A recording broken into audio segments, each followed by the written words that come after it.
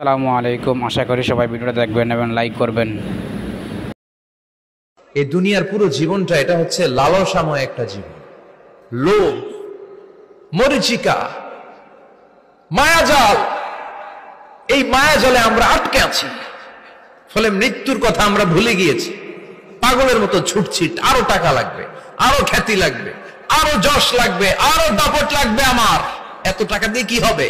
এত সম্পদ দিয়ে কি হবে? এত ব্যস্ততা দিয়ে কি হবে তোমার? স্টপ, থামুন, অনেক হয়েছে। আন্না, থামুন, take a rest, take a breath and think about death. Think that you have to go back to your Lord. একটু বসেন না, একটু ভাবেন যে আমাকে চলে যেতে হবে, চলে যেতে হবে। এই কোলাহল, এই ব্যস্ততা, এগুলো থাকবে, থাকবো না আমি। সাইয়েদনা ওমর ফারুক বলেছেন, মুতু ক্বাবলা আন তামুতু, মরার আগে একবার মরো। হাসিবু ক্বাবলা আন তুহাসাবু আলাইকুম, তোমার হিসাব নেওয়ার আগে তুমি একবার নিজের হিসাবটা করো না। কাগজ বের করে একটু লিখো না কি কি ভালো কাজ করছিলা, যেগুলো দিয়ে নাজাতের ওসিলা হতে পারে। 1 2 3, আর কি কি আকাম কুকাম করছো দেখো না, লিখে দেখো তোমার অবস্থাটা কি। মরার আগে একবার মরো। মরার আগে খাটের মধ্যে শুয়ে শটান করে চোখ বন্ধ করে একবার মরার ভান করে দেখেন কেমন লাগে। চোখটা বন্ধ করেন আর ভাবেন আপনি নাই, কি কি হতে পারে ভাবেন। আপনার ছেলে মেয়েরা কান্না জুড়ে দিবে, আপনার প্রাণের স্ত্রী বিলাপ শুরু করে দিবে, বন্ধু বান্ধবের চিৎকার আর মাতম, স্থানীয় এলাকার মসজিদে ঘোষণা, অমুক এলাকার নিবাসী অমুক ভাই অমুকের ছেলে অমুক দুনিয়ায় নাই। সব আত্মীয়রা চলে আসবে, ফেসবুকে স্ট্যাটাস দেয়া হবে, সবাই সবাইকে জানাবে বিকাল 4টায় অমুক হাই স্কুল ময়দানে আপনার জানাজা। ছুটে আসবে, সবাই ছুটে আসবে আপনাকে শেষ বিদায় দিতে, গুড বাই জানানোর জন্য, আল ওয়াদা, বিদায় জানাতে আসবে সবাই। 4 তাকবীর দিয়ে আপনার জানাজা হবে, অশ্রুসিক্ত জানাজায় আপনার বিদায় হবে। কাঠের খাটিয়ার মধ্যে করে কাঁধে তুলে আপনার কবরে নেওয়া হবে। আগে থেকে খুঁড়ে রাখা কবরটার মধ্যে আপনারে বিছিয়ে দেয়া হবে। বাঁশের কচি দিয়ে তার উপরে মাটির চাপা দিয়ে সব চলে যাবে।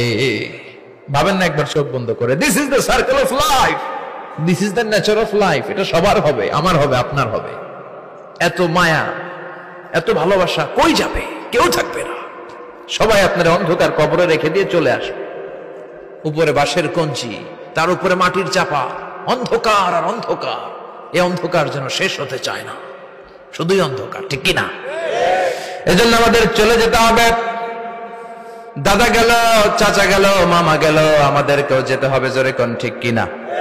একদিন মাটির ভেতরে হবে ঘরে মন আমার, কেন বন্ধ দালান ঘর, প্রাণ পাখি উড়ে যাবে পিঞ্জর ছেড়ে।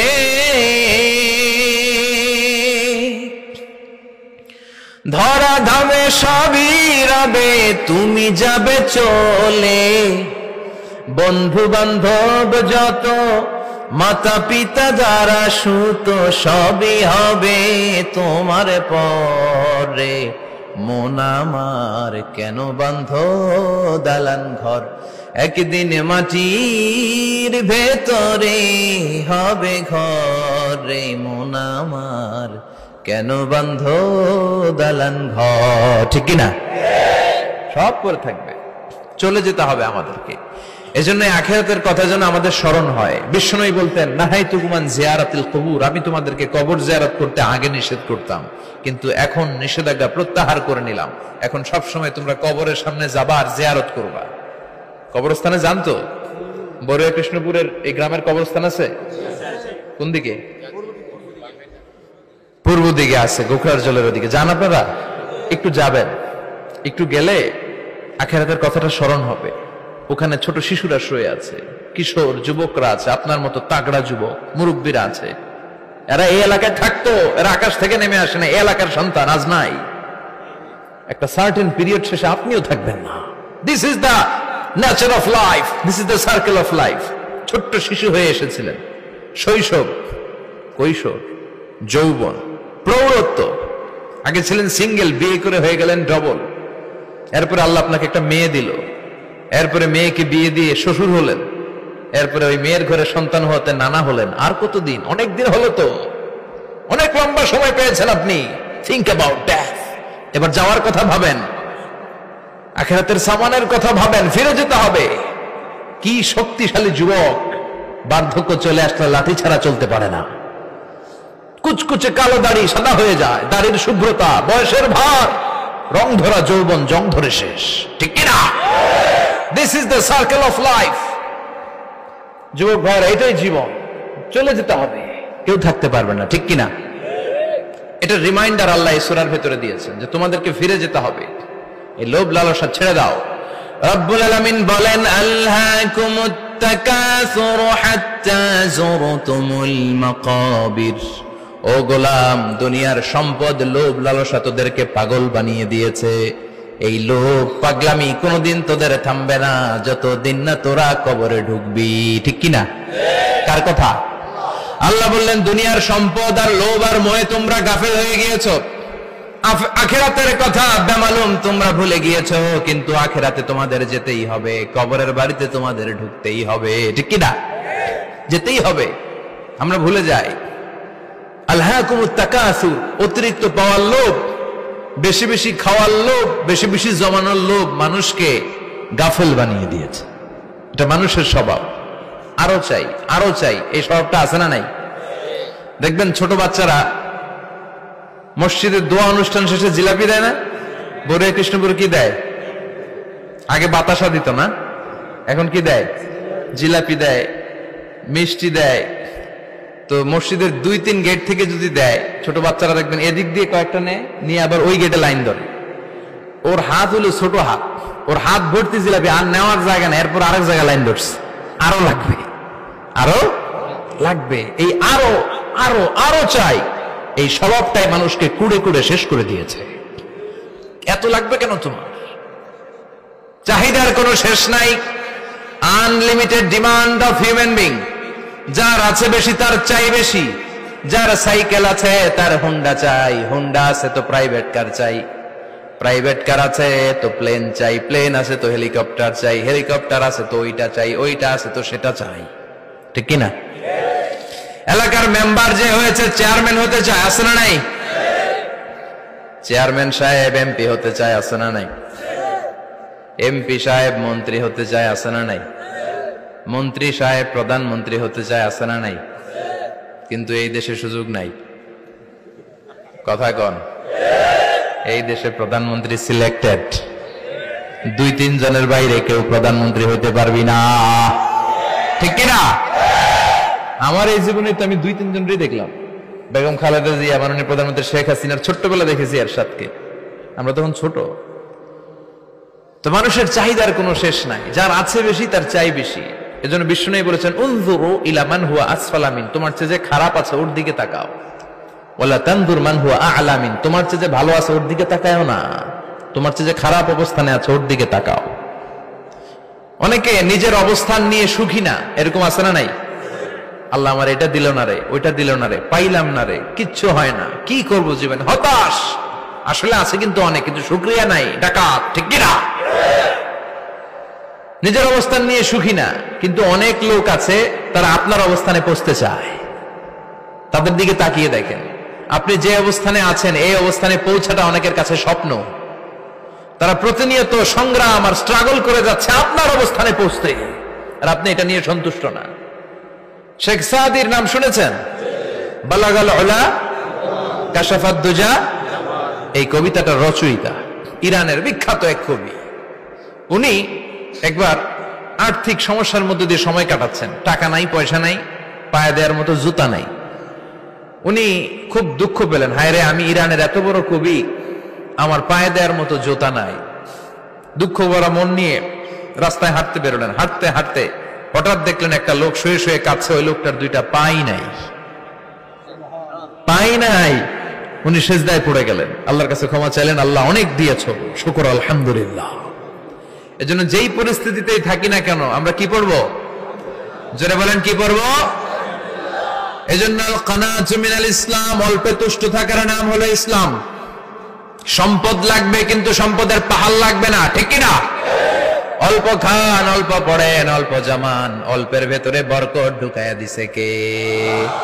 দেখবেন যাদের সম্পদ অল্প তারা সুখী বেশি।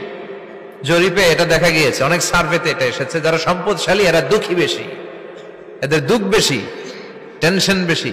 খুব স্বাভাবিক, টাকা যার বেশি রোগ তার বেশি, টাকা যার বেশি টেনশন তার বেশি, টাকা যার বেশি ঘরে শান্তি তার কম। আছে না নাই?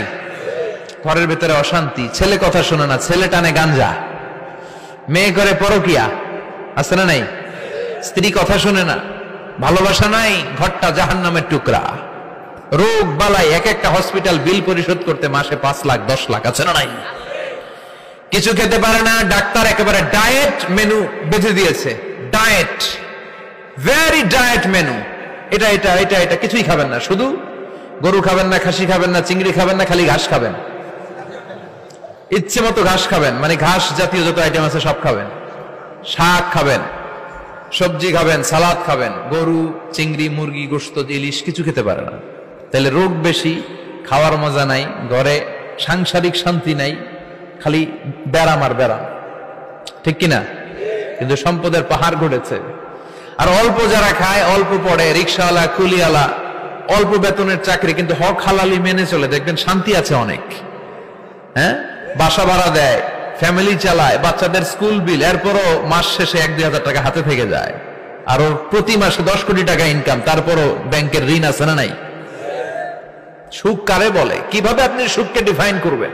সুখ তো টাকায় কিনা যায় না, শান্তি টাকা দিয়ে হয় না, শান্তি দেওয়ার মালিক কে? শান্তি আছে অল্প খেয়ে শুকর করার মধ্যে, শান্তি আছে আলহামদুলিল্লাহর মধ্যে। চিল্লায় বলেন ঠিক কিনা? এজন্য অল্প খাবো, অল্প পড়বো, অল্প জামাবো, অল্পের ভেতরে বরকত দিয়েছে কে? দেখেন ধনী ভাইরা খেতে পারে না, কিন্তু রিক্সাওয়ালার কি সমস্যা হয়? রিক্সাওয়ালারা সব খেতে পারে, কুলিওয়ালা, দিন মজুর, এরা একেবারে স্লিম সুঠাম দেহি, মেদহীন পেট, পেটে কোনো মেদ নাই, ভুড়ি নাই। আর কোটিপতিদের মেদ আছে না নাই? এত বড় বড় পেট। ঠিক কিনা? আমাদেরও পেট আছে, তবে হালাল পেট। এটা হারাম টাকা দিয়ে এই ভুড়ি বানাই নাই আমরা। ছেলে বলেন ঠিক কিনা? রিক্সাওয়ালা, কুলিওয়ালা নিজেও নামাজ পড়ে, বউ নামাজ পড়ে, বাচ্চাটাও নামাজ পড়ে, রিক্সা চালায় আর জিকির করে লা ইলাহা ইল্লাল্লাহ। এই দুনিয়ার পুরো জীবনটা এটা হচ্ছে লালসাময় একটা জীবন, লোভ, মরিচিকা, মায়াজাল। এই মায়াজালে আমরা আটকে আছি, ফলে মৃত্যুর কথা আমরা ভুলে গিয়েছি।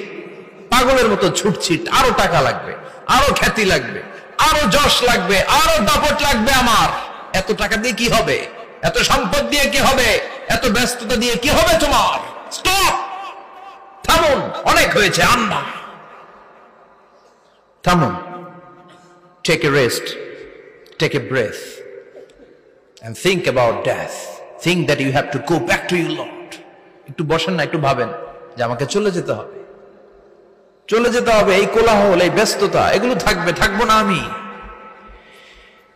সাইয়েদনা ওমর ফারুক বলেছেন, মুতু ক্বাবলা আন তামুতু, মরার আগে একবার মরো। হাসিবু ক্বাবলা আন তুহাসাবু আলাইকুম, তোমার হিসাব নেওয়ার আগে তুমি একবার নিজের হিসাবটা করো না। কাগজ বের করে একটু লিখো না কি কি ভালো কাজ করছিলা, যেগুলো দিয়ে নাজাতের ওসিলা হতে পারে। 1, 2, 3, আর কি কি আকাম কুকাম করছো দেখো না, লিখে দেখো তোমার অবস্থাটা কি। মরার আগে একবার মরো।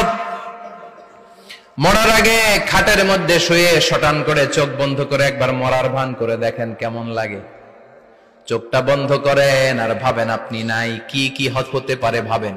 আপনার ছেলে মেয়েরা কান্না জুড়ে দিবে, আপনার প্রাণের স্ত্রী বিলাপ শুরু করে দিবে, বন্ধু বান্ধবের চিৎকার আর মাতম, স্থানীয় এলাকার মসজিদে ঘোষণা, অমুক এলাকার নিবাসী অমুক ভাই, অমুকের ছেলে অমুক দুনিয়ায় নাই। সব আত্মীয়রা চলে আসবে, ফেসবুকে স্ট্যাটাস দেয়া হবে, সবাই সবাইকে জানাবে বিকাল 4টায় অমুক হাই স্কুল ময়দানে আপনার জানাজা। ছুটে আসবে, সবাই ছুটে আসবে আপনাকে শেষ বিদায় দিতে, গুড বাই জানানোর জন্য, আল ওয়াদা, বিদায় জানাতে আসবে সবাই।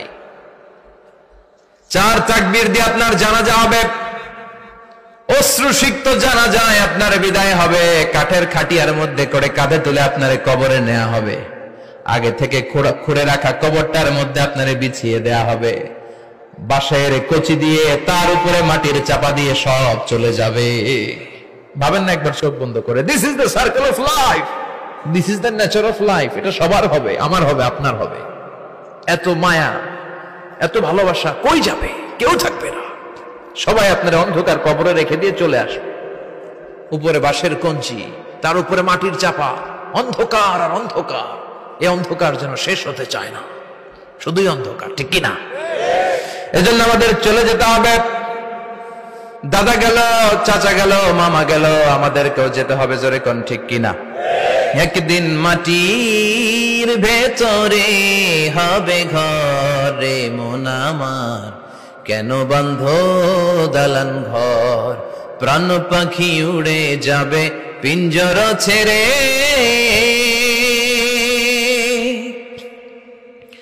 ধরা ধামে সবই রবে, তুমি যাবে চলে। বন্ধু বান্ধব যত, মাতা পিতা যারা সুত, সবই হবে তোমার পরে।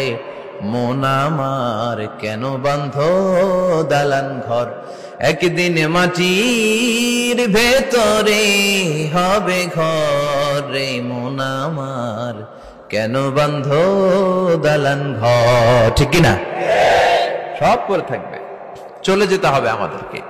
এজন্য আখিরাতের কথা যেন আমাদের স্মরণ হয়। বিশ্বনবী বলতেন, নাহাইতুকুমান জিয়ারাতিল কবুর, আমি তোমাদেরকে কবর জিয়ারত করতে আগে নিষেধ করতাম, কিন্তু এখন নিষেধাজ্ঞা প্রত্যাহার করে নিলাম। এখন সব সময় তোমরা কবরের সামনে যাবা আর জিয়ারত করবা। কবরস্থানে যান তো? বড়ুয়া কৃষ্ণপুরের এই গ্রামের কবরস্থান আছে কোন দিকে? পূর্ব দিকে আছে, গোখরার জলের ওদিকে। যান আপনারা? একটু যাবেন, একটু গেলে আখিরাতের কথাটা স্মরণ হবে। ওখানে ছোট শিশুরা শুয়ে আছে, কিশোর যুবকরা আছে, আপনার মতো তাগড়া যুবক, মুরব্বীরা আছে। এরা এই এলাকায় থাকতো, এরা আকাশ থেকে নেমে আসে না, এই এলাকার সন্তান, আজ নাই। একটা সার্টেন পিরিয়ড শেষে আপনিও থাকবেন না। This is the nature of life, this is the circle of life. ছোট্ট শিশু হয়ে এসেছিলেন, শৈশব, কৈশোর, যৌবন, প্রৌঢ়ত্ব। আগে ছিলেন সিঙ্গেল, বিয়ে করে হয়ে গেলেন ডবল। এরপরে আল্লাহ আপনাকে একটা মেয়ে দিল, এরপরে মেয়েকে বিয়ে দিয়ে শ্বশুর হলেন, এরপরে ওই মেয়ের ঘরে সন্তান হতে নানা হলেন। আর কতদিন? অনেক দিন হলো তো, অনেক লম্বা সময় পেয়েছেন আপনি। Think about death. এবার যাওয়ার কথা ভাবেন, আখিরাতের সামানের কথা ভাবেন, ফিরে যেতে হবে। কি শক্তিশালী যুবক! বার্ধক্য চলে আসলে লাঠি ছাড়া চলতে পারে না। কুচকুচে কালো দাড়ি সাদা হয়ে যায়, দাড়ির শুভ্রতা, বয়সের ভার, রং ধরা যৌবন জং ধরে শেষ, ঠিক কিনা?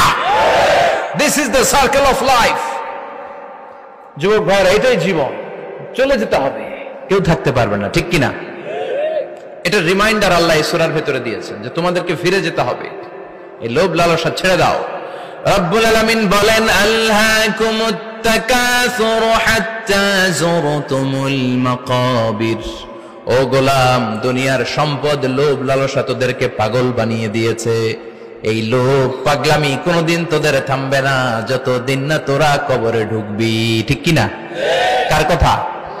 আল্লাহ বললেন, দুনিয়ার সম্পদ আর লোভ আর মোহে তোমরা গাফেল হয়ে গিয়েছো। আখিরাতের কথা বেমালুম তোমরা ভুলে গিয়েছো। কিন্তু আখিরাতে তোমাদের যেতেই হবে, কবরের বাড়িতে তোমাদের ঢুকতেই হবে, ঠিক কিনা? যেতেই হবে। আমরা ভুলে যাই। আলহাকুমুত তাকাসুর, অতিরিক্ত পাওয়ার লোভ, বেশি বেশি খাওয়ার লোভ, বেশি বেশি জমানোর লোভ মানুষকে গাফেল বানিয়ে দিয়েছে। এটা মানুষের স্বভাব। আরো চাই, আরো চাই, এই স্বভাবটা আছে না নাই? দেখবেন ছোট বাচ্চারা মসজিদের দোয়া অনুষ্ঠান শেষে জিলাপি দেয় না? বড়ুয়া কৃষ্ণপুর কি দেয়? আগে বাতাসা দিত না, এখন কি দেয়? জিলাপি দেয়, মিষ্টি দেয়। তো মসজিদের 2-3 গেট থেকে যদি দেয়, ছোট বাচ্চারা দেখবেন এদিক দিয়ে কয়েকটা নিয়ে আবার ওই গেটে লাইন ধরে। ওর হাত হলো ছোট হাত, ওর হাত ভর্তি জিলাপি, আর নেওয়ার জায়গা না, এরপর আরেক জায়গায় লাইন ধরছে। আরো লাগবে, আরো লাগবে, এই আরো আরো আরো চাই। এই স্বভাবটাই মানুষকে কুড়ে কুড়ে শেষ করে দিয়েছে। এত লাগবে কেন তোমার? চাহিদার কোনো শেষ নাই। Unlimited demand of human being.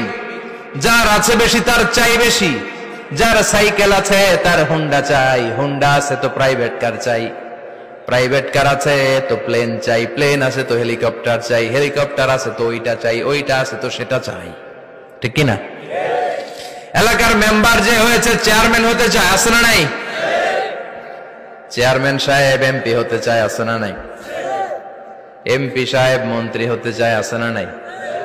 মন্ত্রী সাহেব প্রধানমন্ত্রী হতে চায়, আছে না নাই? কিন্তু এই দেশে সুযোগ নাই। কথা কন, এই দেশে প্রধানমন্ত্রী সিলেক্টেড। 2-3 জনের বাইরে কেউ প্রধানমন্ত্রী হইতে পারবি না, ঠিক কিনা? আমার এই জীবনে তো আমি 2-3 জনই দেখলাম। বেগম খালেদা জিয়া, মাননীয় প্রধানমন্ত্রী শেখ হাসিনার ছোট্টবেলা দেখেছি এরশাদকে, আমরা তখন ছোট। তো মানুষের চাহিদার কোনো শেষ নাই, যার আছে বেশি তার চাই বেশি। এজন্য বিষ্ণু বলেছেন, উনজুরু ইলা মান হুয়া আসফালা মিন, তোমার চেয়ে যে খারাপ আছে ওর দিকে তাকাও।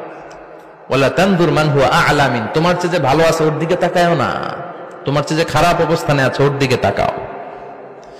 অনেকে নিজের অবস্থান নিয়ে সুখী না, এরকম আছে না নাই?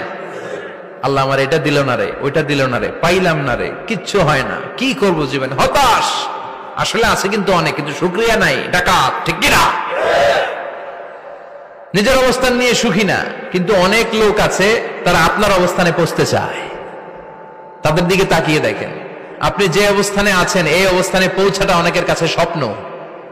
তারা প্রতিনিয়ত সংগ্রাম আর স্ট্রাগল করে যাচ্ছে আপনার অবস্থানে পৌঁছতে, আর আপনি এটা নিয়ে সন্তুষ্ট না। শেখ সাদির নাম শুনেছেন? বালাগাল উলা কাশাফাত দুজা, এই কবিতাটা রচয়িতা, ইরানের বিখ্যাত এক কবি। উনি একবার আর্থিক সমস্যার মধ্যে দিয়ে সময় কাটাচ্ছেন, টাকা নাই, পয়সা নাই, পায়ে দেওয়ার মতো জুতা নাই। উনি খুব দুঃখ পেলেন, হায় রে, আমি ইরানের এত বড় কবি, আমার পায়ে দেওয়ার মতো জুতা নাই। দুঃখ ভরা মন নিয়ে রাস্তায় হাঁটতে বেরোলেন। হাঁটতে হাঁটতে হঠাৎ দেখলেন একটা লোক শুয়ে শুয়ে কাঁদছে, ওই লোকটার 2টা পাই নাই, পাই নাই। উনি সেজদায় পড়ে গেলেন, আল্লাহর কাছে ক্ষমা চাইলেন, আল্লাহ অনেক দিয়েছো, শুকর আলহামদুলিল্লাহ। এজন্য যেই পরিস্থিতিতেই থাকি না কেন আমরা কি পড়বো? জোরে বলেন, কি পড়বো? এজন্য কানাতু মিনাল ইসলাম, অল্পে তুষ্ট থাকার নাম হলো ইসলাম। সম্পদ লাগবে কিন্তু সম্পদের পাহাড় লাগবে না, ঠিক কিনা? অল্প খান, অল্প পড়েন, অল্প জমান, অল্পের ভেতরে বরকত ঢুকাইয়া দিছে কে? দেখবেন যাদের সম্পদ অল্প তারা সুখী বেশি। জরিপে এটা দেখা গিয়েছে, অনেক সার্ভেতে এটা এসেছে, যারা সম্পদশালী এরা দুঃখী বেশি, এদের দুঃখ বেশি, টেনশন বেশি। খুব স্বাভাবিক, টাকা যার বেশি রোগ তার বেশি, টাকা যার বেশি টেনশন তার বেশি, টাকা যার বেশি ঘরে শান্তি তার কম, আছে না নাই? ঘরের ভেতরে অশান্তি, ছেলে কথা শোনে না, ছেলে টানে গাঞ্জা, মেয়ে করে পরকিয়া, আছে না নাই? স্ত্রী কথা শোনে না, ভালোবাসা নাই, ঘরটা জাহান্নামের টুকরা। রোগ বালাই, এক একটা হসপিটাল বিল পরিশোধ করতে মাসে 5 লাখ 10 লাখ, আছে না নাই? কিছু খেতে পারে না, ডাক্তার